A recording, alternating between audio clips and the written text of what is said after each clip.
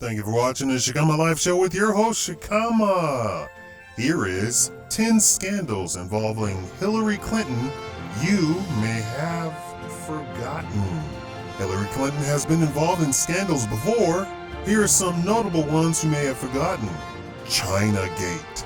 The Clinton-Gore campaign in 1996 allegedly took bribes from Chinese banks and their government to help their dwindling poll numbers. The Chinese embassy in D.C. helped siphon funds into the DNC. Secretary Commerce Ron Brown, who was killed in a plane crash, and at Hillary's instructions reportedly sold seats on department trade missions to China. Joint congressional hearings were canceled after Democrats threatened to bring up Republican campaign issues, and then Monica Lewinsky actually saved this scandal from media attention. Travelgate scandal. Catherine Cornelius, a 25-year-old cousin of Bill's, was allegedly promised the position of director of travel office. Hillary Clinton then indirectly fired 7 employees from the United States Travel Office and replaced them with associates from Arkansas. Records were either nowhere to be found or incorrectly filed. And there's a reported attempt to give a White House airline contract to Friend. Hillary had the FBI investigate Billy Dale, the head of the travel office, ruining his career, who was found to do nothing wrong, but was then audited by the IRS for 3 years after. Quote, Billy Dale and his family went through hell thanks to the Clintons. Attorney General Janet Reno, the FBI, and the IRS, Irvin wrote. Hillary's greatest crime was not perjury. It was trying to send an innocent man to prison to justify having fired and his staff without cause. A memorandum by former President aide depicts Hillary Rodham Clinton as the central figure in the 1993 travel office dismissal, a politically damaging episode that the aide said had resulted from a climate of fear in which officials did not dare question Mrs. Clinton's wishes, wrote the New York Times in 1996.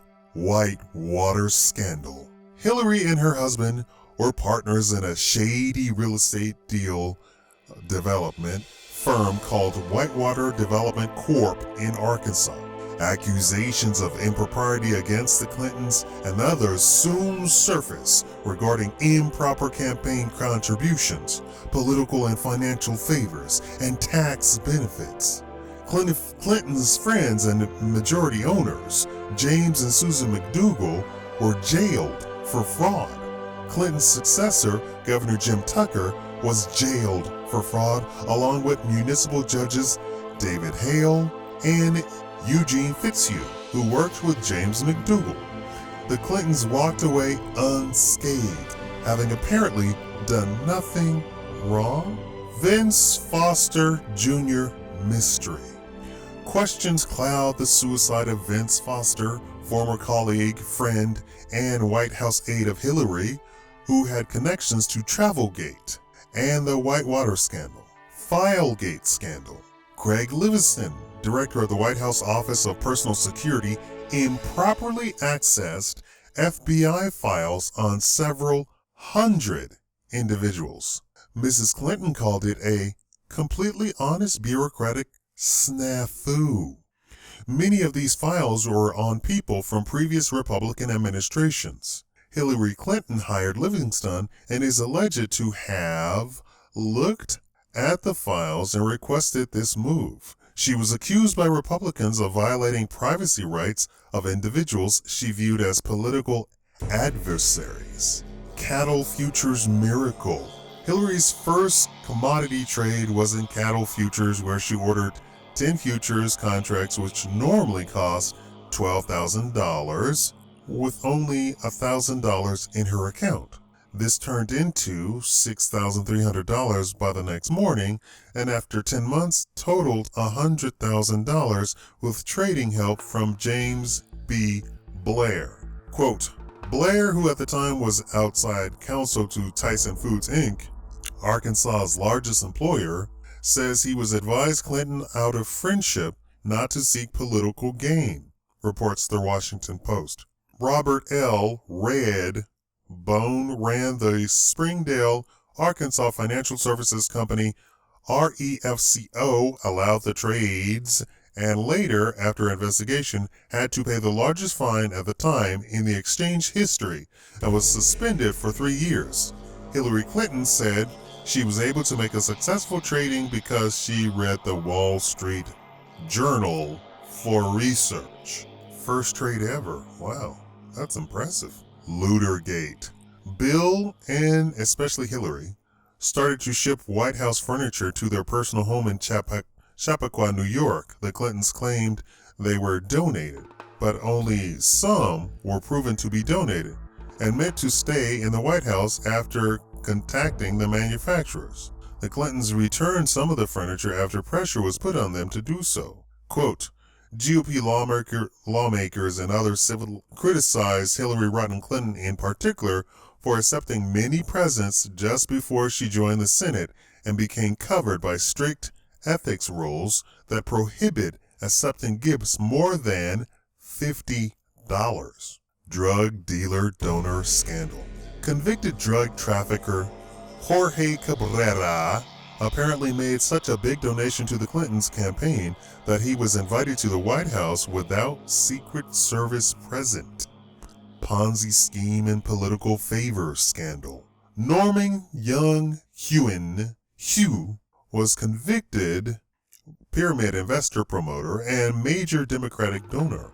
He contributed an undisclosed amount to Hillary Clinton's 2008 campaign. Quote, he was sentenced to more than 24 years in prison in 2009 by a judge who accused him of funding his fraud by manipulating the political process in a way that strikes at the very core of our democracy. Benghazi. Americans of all political persuasion are coming to the sad realization that our First Lady, a woman of undoubtable talents who was a role model for many in her generation, is a congenital liar. Drip by drip, like whitewater torture, the case is being made that she is compelled to mislead and to ensnare her subordinate and friends in a web of deceit. 1. Remember the story she told about studying the Wall Street Journal to explain her 10,000% profit in 1979 commodity trading? We now know that was a lie, told to turn aside accusations that as the governor's wife she profited corruptly, her account being run by a lawyer for state paltry interest through a disreputable broker. She lied for good reason. To admit otherwise would be to confess taking and paying taxes on what some think amounts to a $100,000 bribe. 2. The abuse of presidential power known as Travelgate elicited another series of lies. She induced a White House lawyer to assert flatly to investigators that Mrs. Clinton did not order the firing of White House travel aides who were then harassed by the FBI and Justice Department to justify patronage replacement by Mrs. Clinton's cronies. Now we know from a memo long concealed from investigators that there would be hell to pay if the furious First Lady desires were scorned.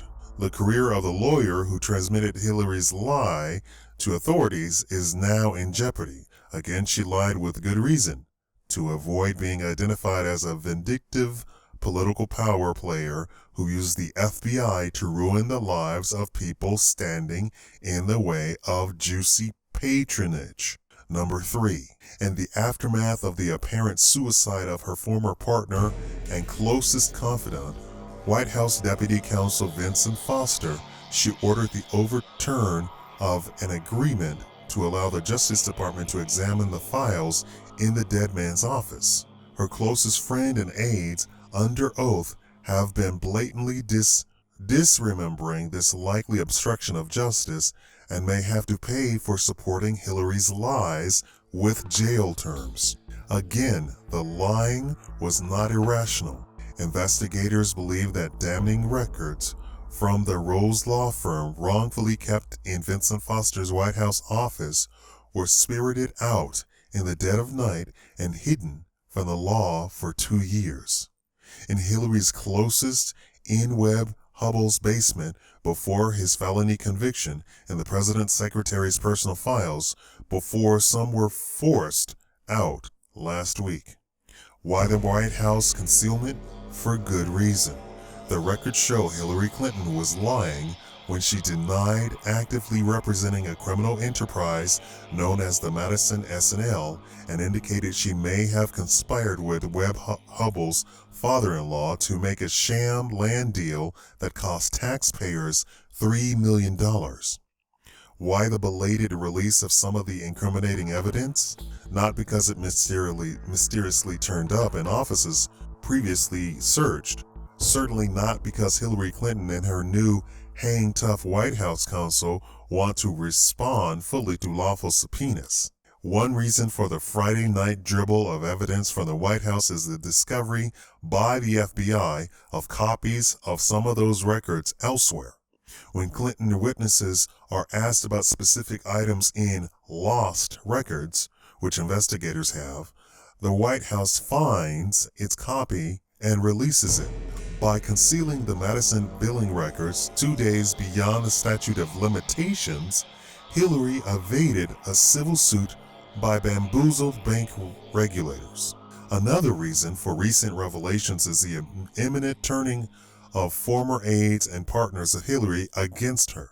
They were willing to cover her lying when it advanced their careers, but are inclined to listen to their own lawyers when faced with perjury indictments. Therefore, ask not, why didn't she just come clean at the beginning? She had good reason to lie. She's in the long-time habit of lying, and she has never been called to account for lying herself or in supporting lying in her aides and friends. No wonder the president is fearful of holding a prime-time press conference, having been separately deposed by the independent counsel at least twice.